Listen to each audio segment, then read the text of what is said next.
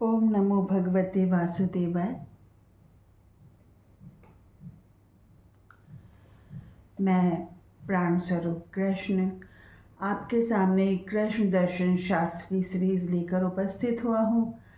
आज का चैप्टर है 139 और शीर्षक है आत्मा और मन में क्या अंतर होता है।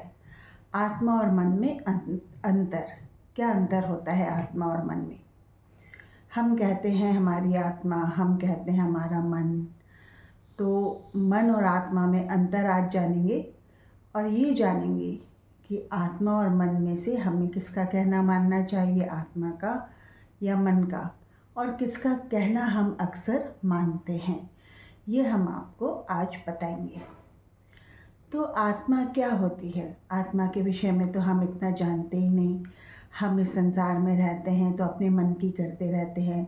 हमारा मन ये चाह रहा है, हमारा मन ये करने को कह रहा है, आज मन घूमने जाने को हो रहा है, आज मन कुछ कार्य करने का नहीं हो रहा है, आज तो मन छुट्टी लेने का हो रहा है, आज तो मन में आ रहा है खूब सारा सोऊं। ऐसी ऐसी बातें आती हैं ना मन में। और आत्मा की तो जगह हम पहुंचते ही नहीं हैं। आत्मा तो बस हमें जीवन देने के लिए है कि आत्मा शरीर में अगर है, स्थिति या स्थायित्व आत्मा का अगर शरीर में है तो हम जी रहे हैं, हम भाग रहे हैं, दौड़ रहे हैं। ये ज़िंदगी हमारे को मिली हुई है, शरीर चल फिर रहा है, सजीव है। हमारे लिए इतना ही बहुत है कि आत्मा तत्व विद्यमान है हमारे शरीर में और हमारा शरीर जीता जागता है। हम ज़िंदगी का लुत्फ़ उठा रहे हैं, ज़िंदगी को भोग रहे हैं। हमारे लिए आत्मा की कीमत सिर्फ इतनी ही है ना। पर आज मैं आपको बताता हूँ कि आत्मा और मन में क्या डिफ़रेंस है, आत्मा और मन में क्या डिफ़रेंस है। देखिए, मन जीने के लिए आवश्यक नहीं है, जीने के लिए आवश्यक है आत्मा। आत्मा शरीर में होती है तो आप जिंदा होते हैं, आत्मा शरीर में नहीं होती है तो आप मृत हो जाते हैं, आपका शरीर मृत हो जाता है। तो जीने के लिए ज़्यादा ज़रूरी कौन है, आत्मा या मन? मन क्या करता है? मन आपके कार्य करता है या नहीं करता है ये तो मुझे पता नहीं, लेकिन मन आपको संसार में उलझाए रखता है। मन आपको संसार में उलझाए रखता है। तो क्या आत्मा संसार में उलझाती है या नहीं उलझाती है? आत्मा तो आपको जीवन देती है। आत्मा है तो आप में जीवन बरकरार है। आत्मा आपका शरीर छोड़ के चली जाती है तो ये निष्प्राण शरीर हो जाता है। आइए अब मैं आपको बताता हूँ आत्मा और मन में डिफरेंस क्या होता है।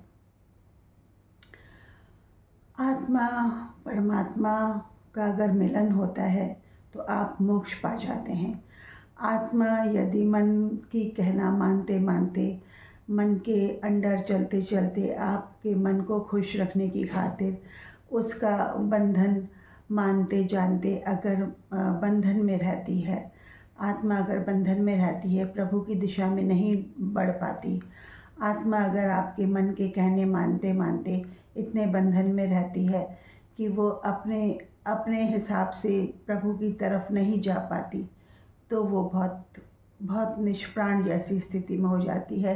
शरीर का तपोबल कम हो जाता है और शरीर में संयम कम हो जाता है और शरीर इतना एक्टिव नहीं रहता है। उसमें प्राण बड़े होते हैं जीवन के लिए, लेकिन शरीर आपको खींच खींच के चलाना पड़ता है। आत्मा विद्यमान है, आपके लिए वही बहुत होता है और शरीर आपको खींच खींच के चलाना पड़ता है यदि आप अपने मन मर्जी की करते हैं और आत्मा की तरफ आपका ध्यान नहीं जाता है। पर यदि आपका ध्यान जाता है कि नहीं, मेरी आत्मा है, इसका मुझे उत्थान करना है, इसको मुझे नीचे की ऊर्जा केंद्रों से ऊपर के केंद्रों तक लाना है, हृदय क्षेत्र में स्थापित करना है या और भी ऊंचा उठाना है, और आप आत्मा की तरफ जाते हैं, आत्मा को जानने की दिशा में प्रेरित होते हैं, तो आत्मा आपको परमात्मा से मिला देती है। आत्मा आपको भगवत प्राप्ति करा देती है। आत्मा आपको मोक्ष का रास्ता दिखा देती है। आत्मा जब आपको भगवत प्राप्ति करा देती है और मोक्ष का रास्ता दिखा देती है, तब उसके लिए मन जैसी चीज़ का कोई महत्व नहीं रह जाता। मन तभी आवश्यक है जब तक आप आत्मा को नहीं जानते हैं। और जब आप आत्मा को जानने लग जाते हैं, आत्मा के साथ आपके संबंध बनने लग जाते हैं, आत्मा को बैठकर आप पाने की दिशा में बढ़ने लगते हैं। क्या पाने की दिशा में? ईश्वर का साक्षात्कार पाने की दिशा में जब आप बढ़ने लगते हैं आत्मा को जानकर, तो मन की कोई वैल्यू नहीं रह जाती है आत्मा के सामने। मन चाहे खिन्न हो चाहे उदास हो, अगर आपका प्रभु खुश है, आपकी आत्मा और परमात्मा खुश है, तो मन के खिन्न या उदास होने का आपको कोई फ़र्क नहीं पड़ता है। आपके मन के डिप्रेशन का या उदास होने का फ़र्क आपको तभी पड़ता है जब तक आप अपने आत्म स्वरूप को नहीं जाने होते हो और संसार में एक प्राणी की तरह, मनुष्य की तरह रह रहे होते हो। तो जो भी सांसारिक प्राणी हैं, जब भी आत्म साक्षात्कार की तरफ बढ़ते हैं तो एक लंबे डिप्रेशन का शिकार होते हैं, ये आप जान लें। जब भी माइंड कॉन्शियसनेस से सोल कॉन्शियसनेस में इंसान आता है तो उसको कुछ वर्ष का डिप्रेशन ज़रूर आता है, क्योंकि एक ऐसी स्थिति आती है कि मन खिन्न और उदास रहने लगता है, संसार में विरक्ति पैदा होने लगती है और आत्मा का साक्षात्कार पूर्ण रूप से हुआ नहीं होता है। तो ऐसे में एक डिप्रेशन की स्टेट आती है और वो डिप्रेशन हर उस व्यक्ति को होता है जो भगवत प्राप्ति की दिशा में बढ़ता है और भगवत प्राप्ति की दिशा में बढ़कर आत्मा और परमात्मा का साक्षात्कार करता है। वो एक डिप्रेशन फेज में से अक्सर गुजरता है माइंड कॉन्शियसनेस से सोल कॉन्शियसनेस में आने के लिए। तो आत्मा और मन में अंतर यही होता है कि आत्मा से जीवन है और मन से संसार में चला जाता है। मन से संसार में आप दौड़ते भागते हैं, मन से ही संसार में डटे रहते हैं, बंधे रहते हैं। संसार के बंधन आपको बांधे रखते हैं।